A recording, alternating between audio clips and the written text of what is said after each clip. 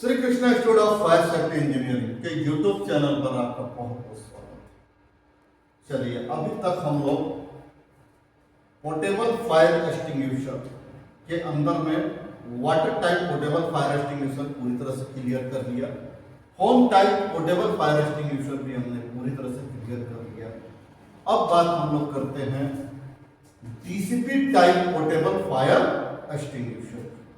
DCP type portable fire extinguisher, DCP है ना, यानी डी बोलो तो ड्राइव की ड्राइव, और सी बोलो तो केमिकल, पी बोलो तो पाउडर, है ना, यानी ड्राई केमिकल पाउडर।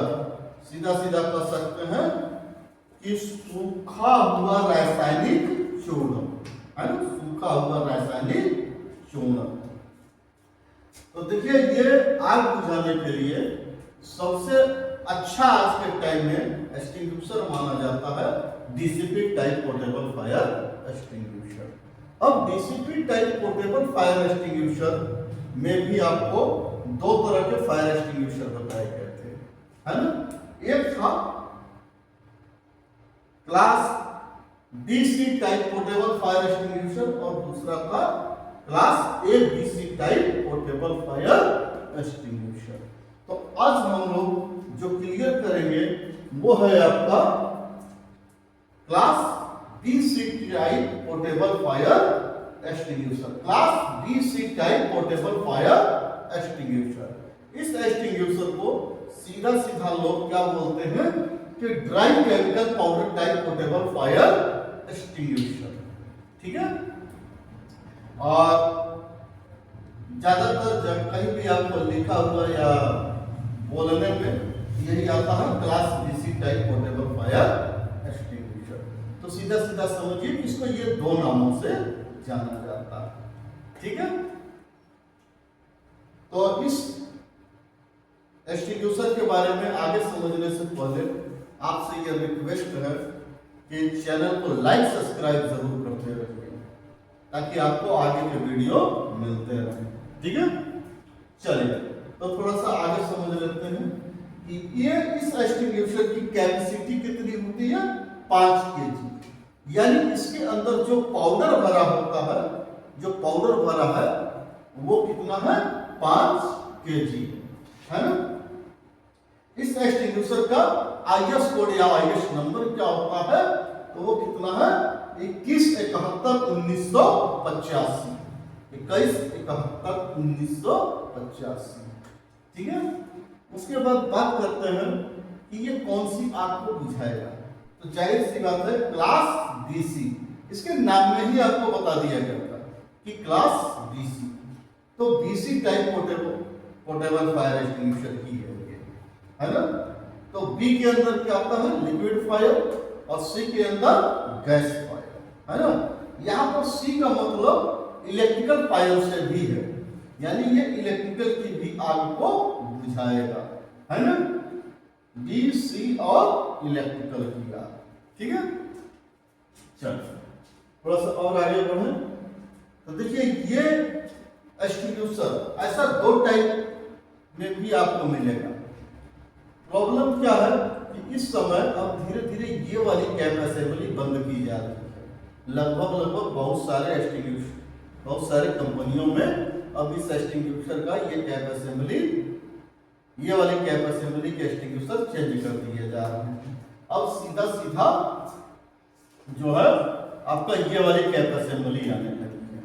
तो अब इसके अनुसार आप ये समझिए कि पाउडर दोनों में सेम होगा, ठीक है, लेकिन उस पाउडर को निकालने के लिए जो प्रेशर होगा, तो इस वाले में प्रेशर होता है CO2 गैस कार्टेज, इसके अंदर होता है CO2 गैस कार्टेज, और इसके अंदर में डायरेक्टली नाइट्रोजन एयर कंप्रेस्ड करके भरा गया होता है।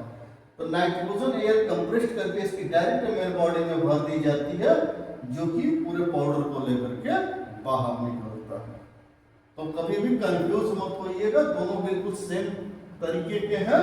बस है क्या कि प्रेशर के लिए इसमें नाइट्रोजन एयर है और इसके अंदर CO2 गैस कार्टेज है, ठीक है।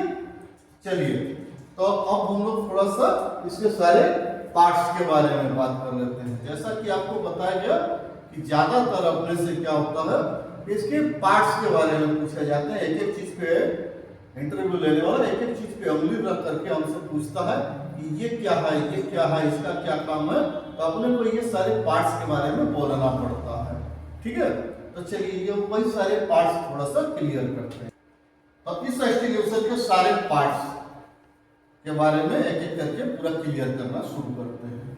चलिए, सबसे ऊपर में ये क्या है, प्लंजर रॉड। प्लंजर रॉड जिसके ऊपर हम लोग चोट करते हैं इसको ऑपरेटिंग करने के लिए। तो चोट करते ही ये क्या होता है, CO2 कार्टेज हमारा पंचर होता है ना। तो ये ऑपरेटिंग के लिए इसमें होता है प्लंजर रॉड।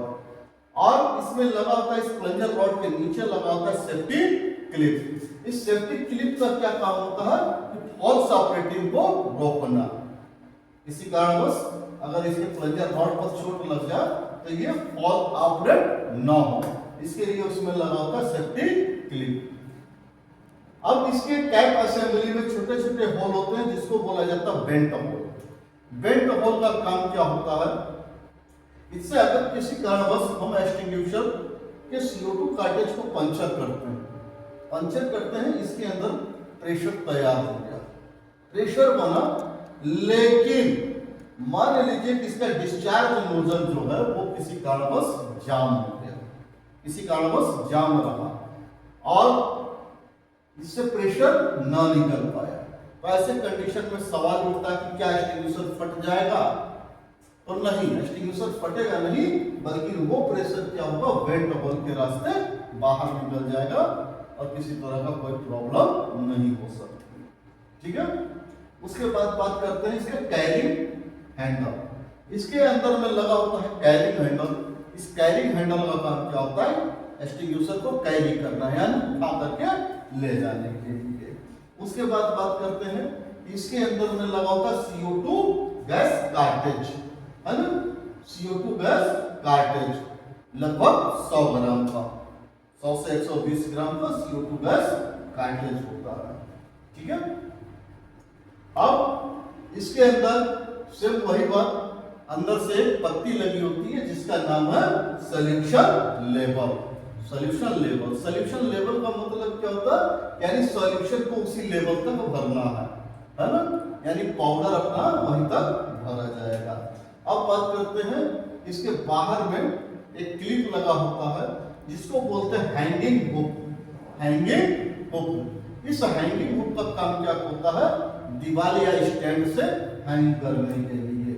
ठीक है, अब इस एक्सटिंग्विशर के अंदर में होता है इनर कंटेनर। देखिए, इसके अंदर दो कंटेनर होता है, एक तो बाहर वाला होता है आउटर कंटेनर और अंदर वाला होता है इनर कंटेनर। इनर कंटेनर का काम क्या होता है कि इसमें जब कार्टेज अपना पंचर होता है तो गैस यहाँ से नीचे से होकर के यहाँ से बाहर मेन बॉडी में आता है ना। इसके लिए इसमें डाला जाता है इनर कंटेनर और बाहर वाले को बोलते हैं आउटर कंटेनर, है ना।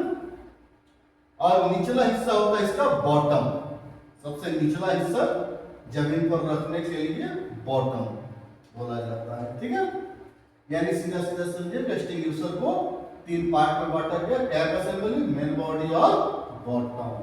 ठीक है, तो थोड़ा सा इसके और अगले भाग के बारे में बात कर लेते हैं। तो जैसा कि आपको बताया गया ना, ऊपर में क्या होगा, ऊपर वाले भाग को बोला जाएगा कैप असेंबली, है ना। और इसमें जो ये पाइप गई हुई है, इस पाइप का पूरा नाम क्या है, high pressure flexible rubber pipe. High pressure flexible rubber pipe, यानी हाई प्रेशर को सहन करने वाला और लचीला फ्लेक्सिबल रबर पाइप, है ना। अब इसके अंदर में लगा होता है साइफन ट्यूब, यानी एक ये ट्यूब गई है ऊपर में जो कि पाउडर इसी रास्ते से होकर के high pressure rubber flexible pipe से बाहर निकलेगा, है ना। उसके बाद बात करते हैं pot whole with rubber washer, है ना। ये इसका जो इनर कंटेनर है, इनर कंटेनर के अंदर में जैसा कि आपको पता है ना कि होल होगा, पोर्ट होल होगा, जिससे कि CO2 कार्टेज का एयर जो है इस मेन बॉडी में निकल करके फैलेगा। तो यहाँ पर पोर्ट होल होता है जिसमें कि वाशर लगे होते हैं, ठीक है। उसके बाद इसके अंदर में लगा होता है डिस्चार्ज नोजल। अगला हिस्सा होता है डिस्चार्ज नोजल। देखिए एक्चुअली ये जो डिस्चार्ज नोजल है ये क्या है, एक तरह का एप्लीकेटर है, एप्लीकेटर है, जिसको सिंपल बात कर सकते हैं कि हाई प्रेशर एप्लीकेटर होता है, हाई प्रेशर एप्लीकेटर होता है। तो हाई प्रेशर एप्लीकेटर का काम क्या होता है कि जेट को दूर तक मारना, जेट को दूर तक मारना। तो इस एक्सटिंग्विशर में ये हाई प्रेशर एप्लीकेटर लगा होता है, ठीक है। तो चलिए इसके सारे पार्ट्स के बारे में आप समझ गए और ध्यान से रहिएगा। अब इसके पूरे के पूरे 3 वीडियो आपको मिलेंगे। इसी चैनल को लाइक सब्सक्राइब करते रहिए ताकि आपको वीडियो समय से मिलता रहे।